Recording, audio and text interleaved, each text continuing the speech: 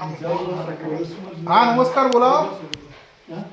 हा नमस्कार मामा, मी प्रीतम बोलतोय कुठून? वरून बहरेन. भरीण मधून बोला. हा तर ते ऍक्च्युली मामा, मी इथं मम्मी पप्पा हे सगळेच आलेत आणि आम्ही इथं 7-8 दिवस झाले, युद्ध चालू झाल्यापासून त्याच्या अगोदरच आलेत. ते इथंच आहे. इथून काय बाहेर पडायला येणं झालं, यांचं एअरस्पेस कंटिन्यू बंद आहे आणि आता झालं हे वॉर थोडं थोडं करून आता म्हणजे कंट्रोलमध्ये नाही आहे लोक. आता काल आमच्यापासून एक 50 मीटरवरच यांचा ड्रोन अटॅक झालाय.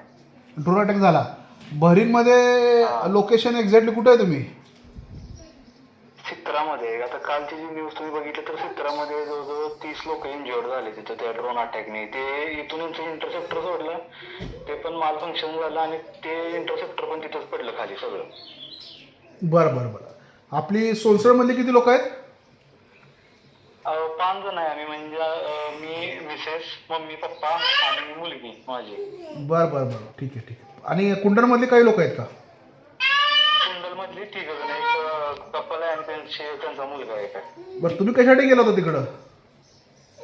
मी इकडे कामालाच आहे. 7-8 वर्ष झाली मला बहरेनमध्ये. बर.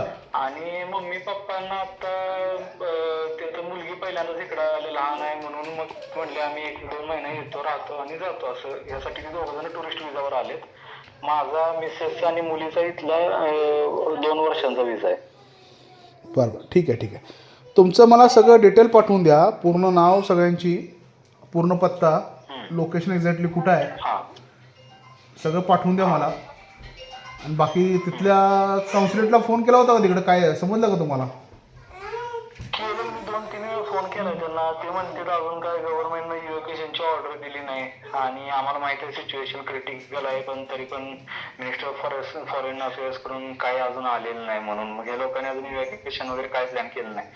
बहरेनचा प्रॉब्लेम आहे की खूप छोटा एक आयलंड आहे ना, त्यामुळे एअर स्पेस यांचा बंदच आहे. जेव्हापासून झाला ना तेव्हापासून एअर स्पेस बंद आहे.